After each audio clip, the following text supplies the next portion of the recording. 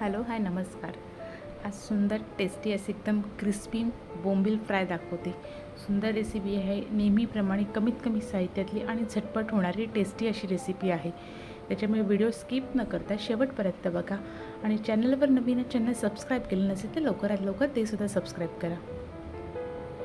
एकदम इथे फ्रेश मस्तपैकी बोंबील घेतलेले आहे, ते स्वच्छ धुवून घेतले आणि त्यातल्या मध्ये मी असा कट मारून घेतलेला आहे। त्यामुळे एक बोंबील असा मोठा असा आपल्याला करता येतो।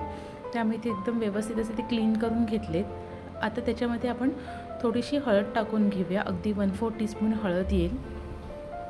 एक मोठा चमचा लाल तिखट घ्यायचा आहे।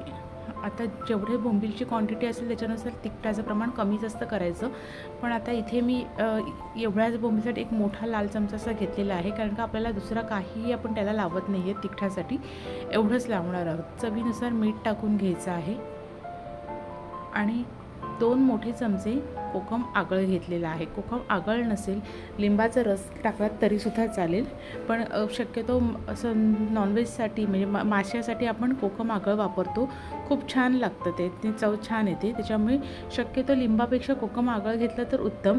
लिंबू घेणार असाल तर ते जरा कोकम आगळपेक्षा जास्त क्वांटिटीमध्ये घ्यावं लागतं। इथे जर 2 चमचे मी कोकम आगळ घेतलं तर तिथे 4 चमचे लिंबाचा रस घ्यायला पाहिजे। आता हे सगळं काही ना आपण व्यवस्थित असं त्या बोंबीलला लावून घ्यायचं आहे।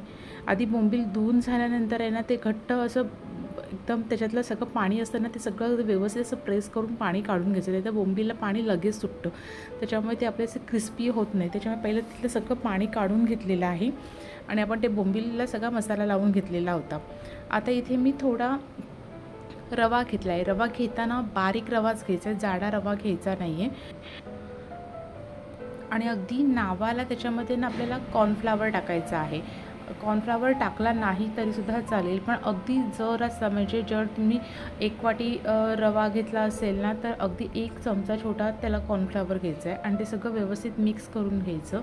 आता मिठाचं प्रमाण वगैरे आपण बोंबीलमध्ये जास्त टाकलेलं आहे, त्याच्यामुळे अजून आपल्याला टाकायची गरज नाही आहे। जर तुम्हाला असं वाटत असेल मीठ कमी तर तुम्ही थोडंसं ह्याच्यामध्ये सुद्धा मीठ टाकलं तरी चालेल, पण शक्यतो आपण बोंबीलसाठी व्यवस्थित मसाला मीठ लावलेला असल्यामुळे आपल्याला एक्स्ट्रा रव्यामध्ये मीठ टाकायची गरज नाही आहे। आता सगळीकडनं छानपैकी असे ना आपण बोंबीलला आहे ना रवा लावून घ्यायचा आहे, म्हणजे अगदी असं भरपूर दाबून ठेवायचा नाही आहे, अलगद असं जिथे जिथे आहे ना तसं अलगद लावून घ्यायचं हलक्या हाताने।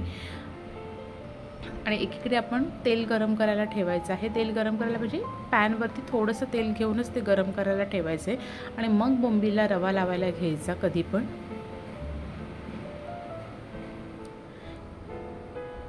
आणि आता घेतल्यानंतर आहे ना बोंबीलला रवा लावला की लगेच तसाच्या तसा उचलायचा आणि टाकायचा नाही।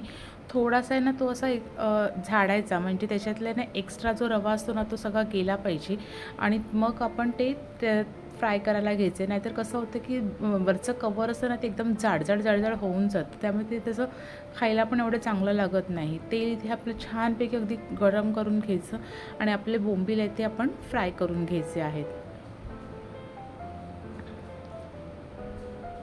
आणि थोडंसं हाय फ्लेमवरतीच हे बोंबील फ्राय करायचे। बोंबील शिजतात पटकन, त्यामुळे हळूहळू ते शिजत ठेवायचे नाही आहेत, लगेच शिजतात। त्यामुळे वरचं कवर पण छान क्रिस्पी झालं पाहिजे, त्याच्यामुळे बराच वेळ असे शिजत ठेवायचे नाही की ते अशी नरम पडायला आणि एकदम पण अगदी एकदम असं लगेच उलटायचे सुद्धा नाहीत।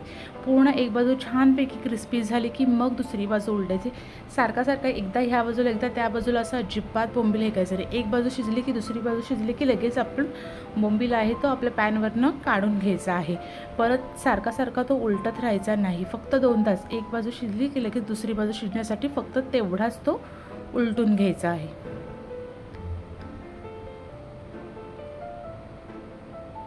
आणि मस्तपैकी आपण दोन्ही साईडनी छान एकदम क्रिस्पी होईपर्यंत आपला बोंबील फ्राय करून घेतलेला आहे आणि अशा पद्धतीने आपला क्रिस्पी बोंबील फ्राय तयार झालेला आहे। रेसिपी आवडली असेल तर रेसिपीला लाईक करा, तुमच्या आवडत्या व्यक्तींना शेअर करा, चॅनलवर नवीन चॅनल सबस्क्राईब करा। चला तर भेटू नवीन रेसिपीसोबत। थँक्यू।